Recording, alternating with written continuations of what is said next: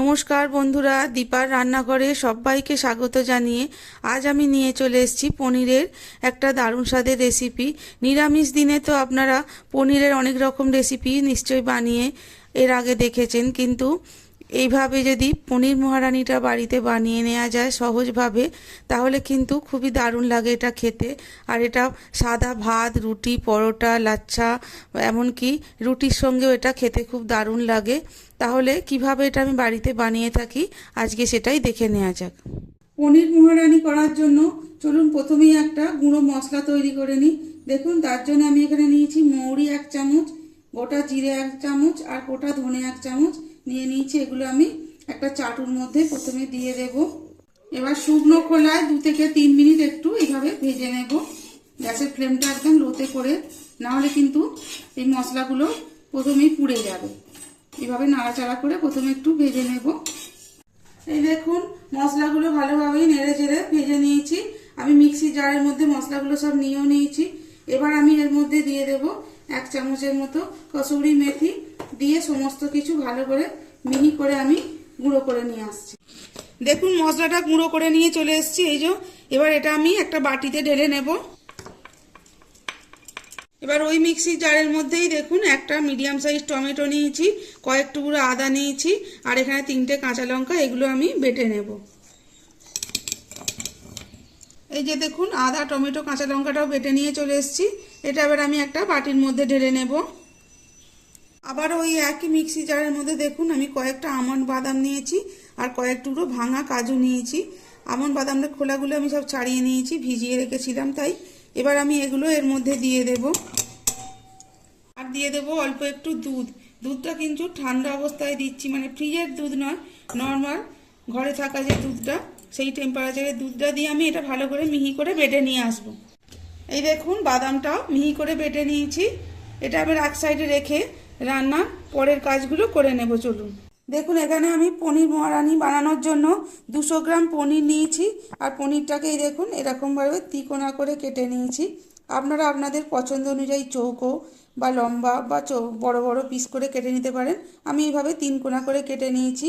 এবার আমি পনিরের মধ্যে দিয়ে দেব সামান্য একটু লবণ, এইভাবে ছড়িয়ে ছড়িয়ে দেব।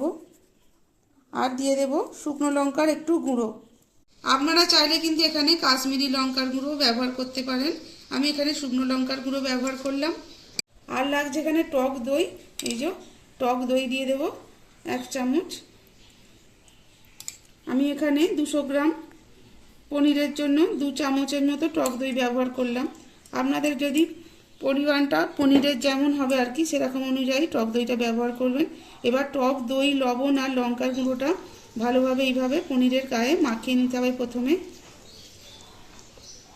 আর এই পনিরের সঙ্গে দিয়ে দেব একটু গরম মশলার গুঁড়ো, এইভাবে ছড়িয়ে ছড়িয়ে গরম মশলার গুঁড়োটাও এইভাবে পনিরের গায়ের মধ্যে ভালোভাবে মাখিয়ে নেব। সমস্ত পনিরগুলোতেই আমার মশলা মাখানো হয়ে গেছে। এবার এই দেখুন, একটা পাত্রের মধ্যে আমি কর্নফ্লাওয়ার নিয়ে নিয়েছি। এবার এই পনিরের একটা করে টুকরো নেব আর এই কর্নফ্লাওয়ারের গায়ে এইভাবে একটু মাখিয়ে নেব। এইভাবে মাখিয়ে নেওয়ার ফলে পনিরটা যখন ভাজবো তখন এই দই আর মশলার যে পরতটা সেটা খুলে যাবে না। না হলে কিন্তু এমনি যদি ভাজতাম এটা না কোট করে, তাহলে কিন্তু পনির থেকেই মশলাগুলো সব ছেড়ে যাবে তেলে দেওয়ার সঙ্গে সঙ্গে। তাই এইভাবে একটু কর্নফ্লাওয়ার গায়ে মাখিয়ে নিচ্ছি এইভাবে। এই যে উল্টে পাল্টে একটুখানি শুধু কোট করে নেব। এবার রান্নাটা শুরু করার জন্য দেখুন গ্যাস অন করে কড়াই বসিয়ে দিয়েছি। কড়াইয়ের মধ্যে দিয়ে দেব পরিমাণ মতো রিফাইন্ড অয়েল। পনিরগুলো ভাজার জন্য একটুখানি বেশি তেল লাগবে। তেলটা ভালোভাবেই গরম হয়ে গেছে। এবার আমি এই যে মশলা মাখিয়ে রাখা পনিরগুলো এক এক করে এর মধ্যে ছেড়ে দেব। প্রথমেই সব পনিরগুলো দেব না, আমি প্রথম ব্যাচে কিছুটা পনির ভেজে নেব, তারপর আর একবার করে ভেজে নেব। খুব বেশি লাল লাল করে ভাজার দরকার নেই। দুটো পিঠে আর কি এরকমভাবে হালকা কালার চলে এলেই এগুলো তুলে নেব।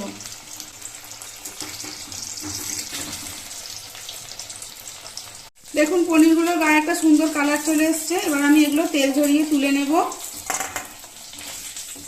বাকি পনিরগুলো ভেজে নেব। দেখুন, সব পনিরগুলো ভেজে নিয়েছি। এবার ওই কড়াইয়ের মধ্যেই পনির ভাজার অনেকটা তেল ছিল, কিছুটা তেল আমি কমিয়ে নিয়েছি, অতটা তেল লাগবে না বলে।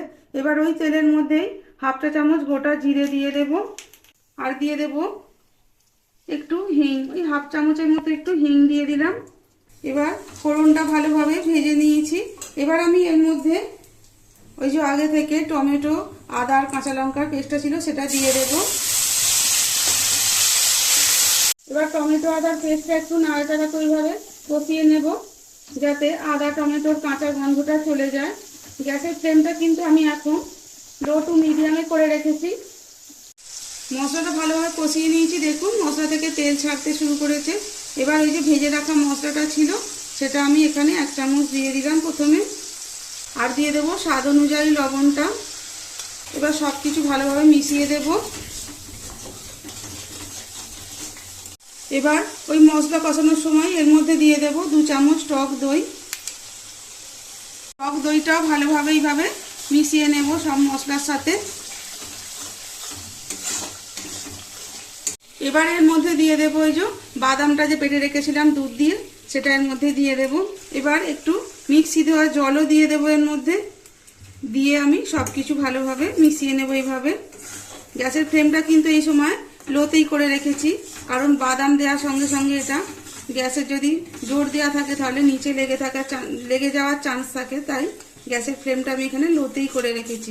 এইভাবে মিশিয়ে নেব। দেখুন এবার গ্রেভিটা ভালোভাবে ফুটতে শুরু করে দিয়েছে। এর মধ্যে এবার দিয়ে দেব ভাজা পনিরটা, আর দিয়ে দেব মিক্সিটা ধুয়ে বাদবাকি যে জলটা ছিল সেটা। এবার সব কিছু ভালোভাবে মিশিয়ে দেব। খুব বেশি কিন্তু ফোটাবার দরকার নেই, এটা একটু গ্রেভি গ্রেভি বেশ খেতে ভালো লাগে। এইভাবে কিছুক্ষণ আমি ফুটিয়ে দেব, কোনো চাপা দেব না কিন্তু। আর দিয়ে দেব উপর থেকে যে বাকি ভাজা মশলাটা ছিল সেটা, আর দিয়ে দেবো একটু গরম মশলার গুঁড়ো। এবার সব কিছু ভালোভাবে মিশিয়ে দেব এইভাবে কিন্তু বাড়িতেও আপনারা একবার এই পনির মহারানির রেসিপিটা বানিয়ে দেখবেন।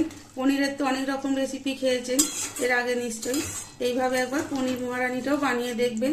এটা লুচি, পরোটা বা সাদা ভাত, পোলাও, রাইস সব কিছুর সাথেই কিন্তু খেতে দারুণ লাগে। এভাবেই 2 থেকে 3 মিনিট ফুটিয়ে নিলে আজকের রেসিপি কিন্তু তৈরি হয়ে যাবে পরিবেশনের জন্য।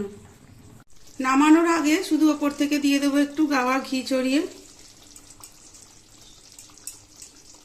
আর দিয়ে দেবো ওপর থেকে একটু চিলি ফ্লেক্স। এটা কিন্তু অপশনাল, আপনারা যদি না ঝাল খেতে চান তাহলে এটা নাও দিতে পারেন। আমি এখানে ব্যবহার করলাম। ব্যাস, পনির মহারানি তৈরি পরিবেশনের জন্য। তাহলে কেমন লাগলো বন্ধুরা আজকে আমার এই পনির মহারানির সহজ পদ্ধতি রেসিপিটা যদি ভালো লেগে থাকে তাহলে ভিডিওটিকে অবশ্যই একটা লাইক করবেন, বন্ধুদের সাথে শেয়ার করবেন, আর কমেন্টে দ্বারা আমাকে জানাতে ভুলবেন না।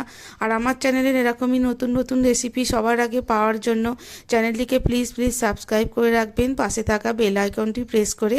তাহলে আজকের মতো এখানেই শেষ করছি। দেখা হবে পরের কোনো এরকমই নতুন রেসিপির সাথে।